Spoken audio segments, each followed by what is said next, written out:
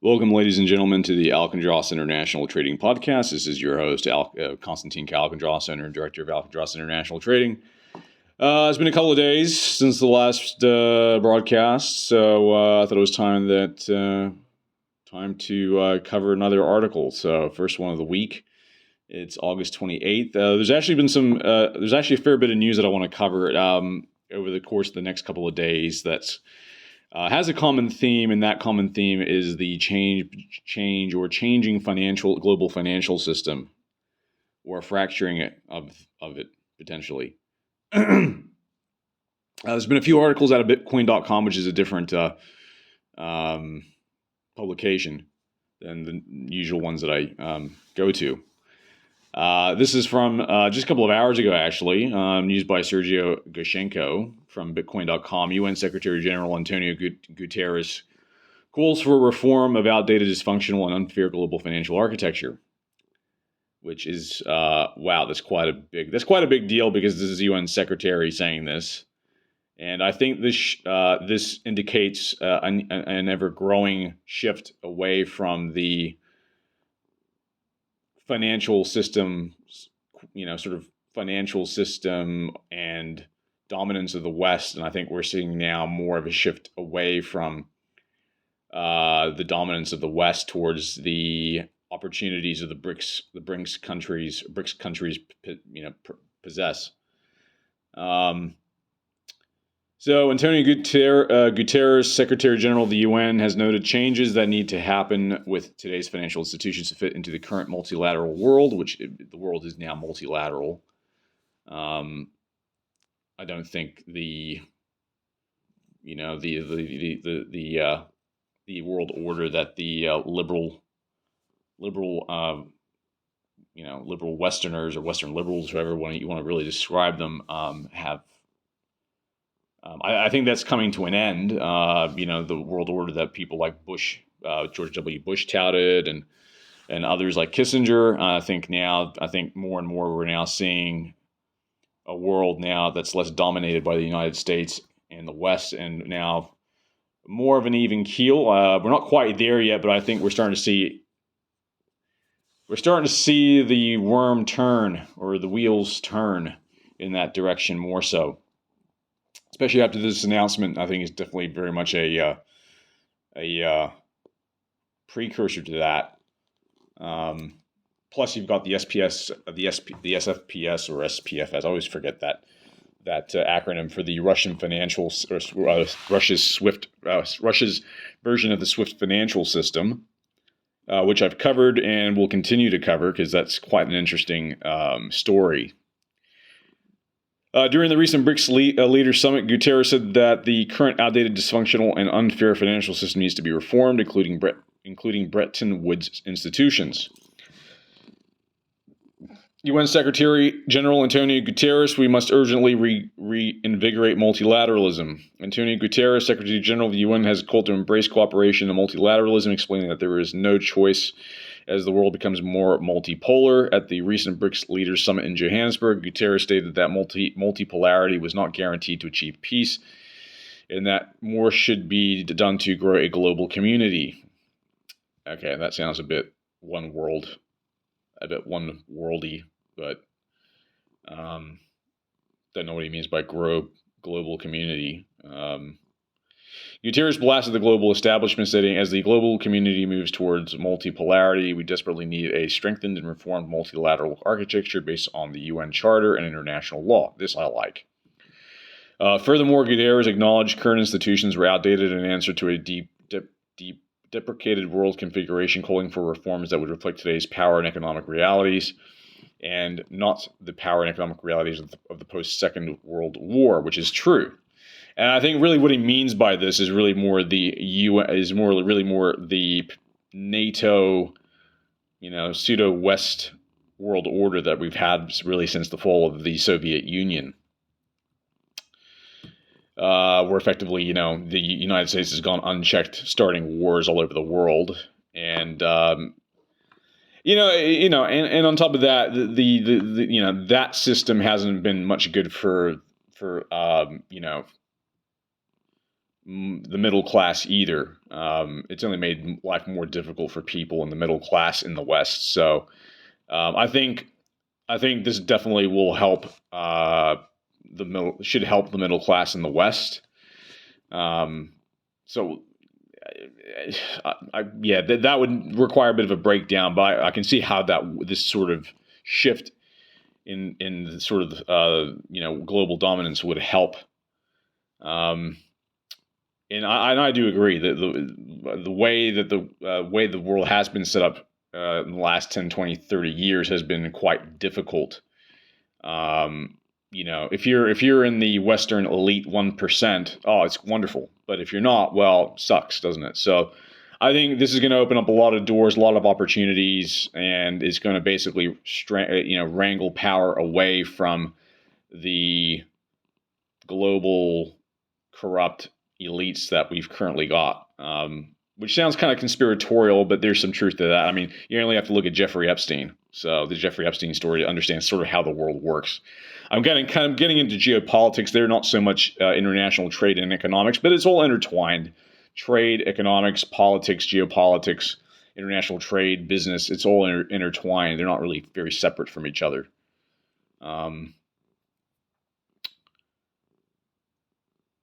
This is particularly true of the Security Council of the United Nations and the Bretton Woods institutions. Guterres specified include the International Monetary Fund and the World Bank in his call for reform. I think a lot of people would be very much against the getting rid of the IMF since it's caused a lot of havoc in Greece and other countries throughout Europe. The UN Security Council has been widely criticized as small and ineffective by several scholars consulted by the Carnegie Endowment for International Peace. Yeah, well, of course, Carnegie Endowment. Well, Carnegie Endowment. Well, I can't say too much about it, but I am aware the Carnegie Endowment is one of those institutions, one of those sort of, how should I say, pro-NATO, sort of pro-NATO, global, like evil globalist organizations, you could say. Let's put it that way. So the Carnegie Endowment is one of those. So small and ineffective by several scholars consulted by the Carnegie Endowment. Yeah, well, basically, of course, they're going to poo-poo that because that's not what they want to hear. That's not part of their rhetoric. They don't support that. They don't want a multipolar world. They want a unipolar world led by the United States and Western Europe. Financial system reform. Guterres reinforced the need to reform the current financial system as part of what he called priorities for action and justice. Nonetheless, he recognized that this is unlikely to happen quickly in today's geopolitical situation. Might happen more quickly than you think, I think. But anyway. Guterres stated, redesign today's outdated, dysfunctional, unfair global financial architecture is necessary, but I know it won't happen overnight, yet we can and must take practical action now. And now, I'm a practical realist and a cynic, philosophically, so I'll say that there'll never be fairness in global financial architecture, although I do agree that you can. I think at this point, what we've had the last 20, 30 years, there has been some imbalance, I don't doubt, and so I think we can certainly at least strive to be there should strive to be more balance in trade. I do agree with that, and that could be achieved. The BRICS bloc, integrated by Brazil, Russia, India, China, and South Africa, has been moving to create a new alternative financial architecture away from the Western traditional power centers and the influence of the U.S. dollar. I completely agree, and I think this needs to happen because currently this is what makes doing international trade very difficult. If you were to have a multipolar world, the advantage of that by international trade means you have a variety of different options to play with. And that's infinitely better than having to use just the single SWIFT system or one particular system to get things done. So I think that's much better. The BRICS Johannesburg II declaration stressed the need to transact in national currencies and called for the consideration of the issue of local currencies, payment instruments, and platforms for the next summit that will be held in Kazan. Let's see. Is there anything more to this article? No, but this is a very interesting article. As a matter of fact, I'm going to save it because this is quite good. And I've been seeing a bit more of this, and I've been seeing more news articles about BRICS. Actually, there's another one too that I did want to cover. I'll see if I can find it. Yeah, and if that's this could if BRICS manages to pull this off, if the BRICS nations manage to pull this off, you can say the U.S. dollar can say goodbye in terms of its global strength, which can be a good thing. I mean, depreciation doesn't necessarily mean a bad thing. I mean, for example, if you're a country look at Greece, for example, right? Greece, if it were to go back to the drachma, imagine the amount of people that would go to Greece and do business. Why? Because it would be cheap to do so. Depreciation in your currency isn't necessarily a bad thing. It can attract business, so it's not necessarily a bad thing. Appreciation of currency is only good if you've already got a stake in it and you want to keep the value of it high. But depreciation is not bad, I mean, it really just depends. It really sort of, it depends on what assets you have and sort of, what you can offer in terms of, well, if your currency depreciates, if you're, a country that has a lot of ability to supply a lot of labor, that's very good. Like China, China's currency was like nothing decades ago. And then because of that, so much manufacturing left the U.S. and went to China, and that's kind of what built China up to where it is today. Although now that's debatable how long that's going to last. But I'm just trying to find this other article here.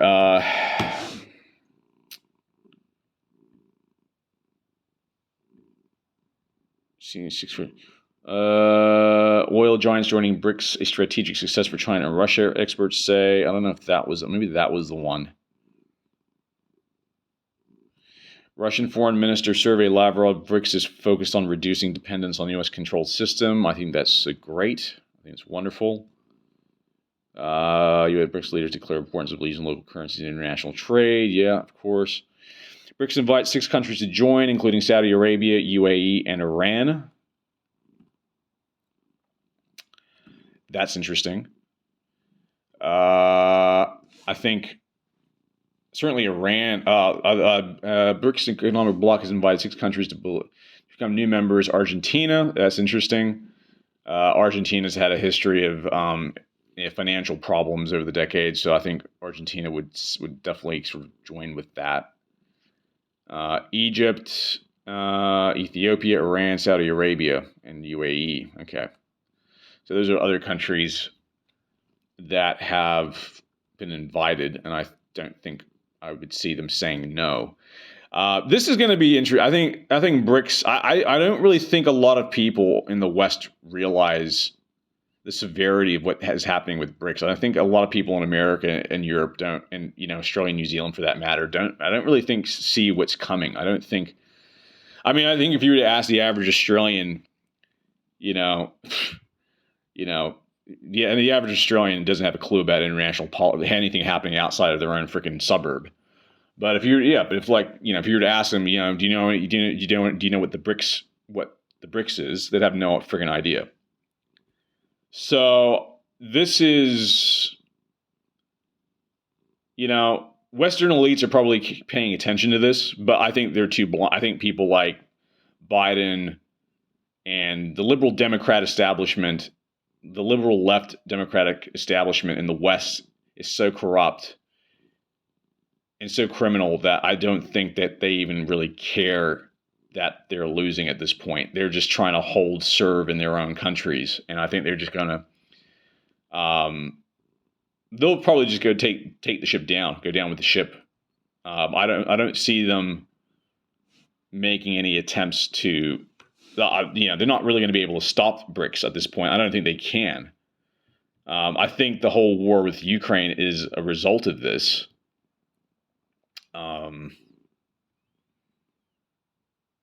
I think the whole BRICS financial system is part of why Russia maybe was motivated to go into Ukraine, because now they had backing. whereas now the U.S. and Europe look quite weak, and they are quite weak right now. And I think this is what I'm trying to say is that I think your ordinary person in the West right now isn't really aware of the major shifts that are happening in the financial system. And I have to say, I think this would explain why things have been kind of quiet on the business side of things in our business, because it has been there has been quite a lull in business activity, and I think this is because right now there's a fair bit of uncertainty as to where the financial system, what's going to happen with the global financial system. And so I think there's a lot of people that are just kind of waiting to see what's going to happen. So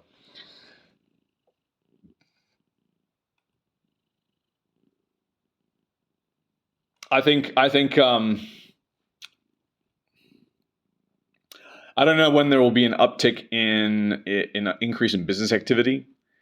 I don't know how long it's going to take. I don't know whether this is going to kind of align with what's happening with the BRICS. Whether this, it's going to dovetail with what actions the BRICS countries are taking. But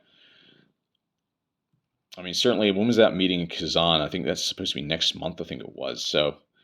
Yeah, I don't know. I don't know. We'll see. But I certainly think this is why there's a lot of hesitation right now in the market. So likely it could take another couple of months.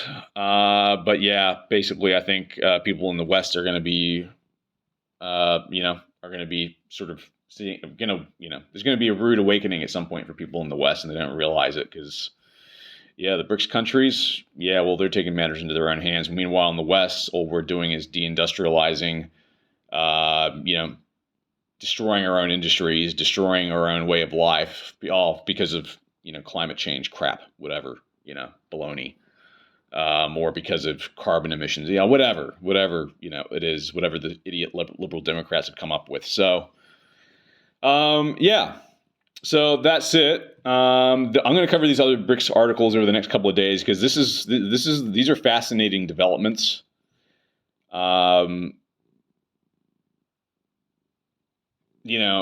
Personally, me being an American, I think it's wonderful. I think that like I said, the liberal West, as it is, has effectively a lot of people in the West don't even like their own governments and don't like the liberal, for lack of a better term, liberal world order, and would rather see it gone. So if BRICS can provide a good counter, can provide competition, I think that will be better for everybody. I think we've seen too much, there's been too much unipolarity now for too long. So this is going to be very refreshing, and I think it's going to create a lot of business opportunity, and it's going to take a lot of pressure off the middle class, off workers, off just families and people, just ordinary people. It's going to take a lot of pressure off them. It's going to create a lot of opportunities for people to do business internationally, I think, as well, more so. So I think we're going to see the international trade market open up a lot more. I think things should get easier. So, yeah, I think it's going to be exciting in the next few years. So, coupled with that, with the growth in India in manufacturing and industry, I think it's going to be very interesting. So we'll leave it at that. I'll shamelessly plug our website, which is www.alkindrostrading.com. There you can join, become a member, use our forum, make comments, find buyers, find sellers, mingle, network, connect with others, ask questions, answer questions. You can find out about our services, our team, and a whole bunch of other things, about us on the website. We're also on Facebook, Instagram, Twitter, or I should say X now, VKontakte, Gab, WhatsApp, Telegram, TikTok. I don't know what else I'm missing out. Probably nothing else. So you can find us there too. All right, that ends this August 28th edition of the Alkindros International Trading Podcast. This is your host, Konstantin Alkindros, owner and director of Alkindros International Trading, signing off.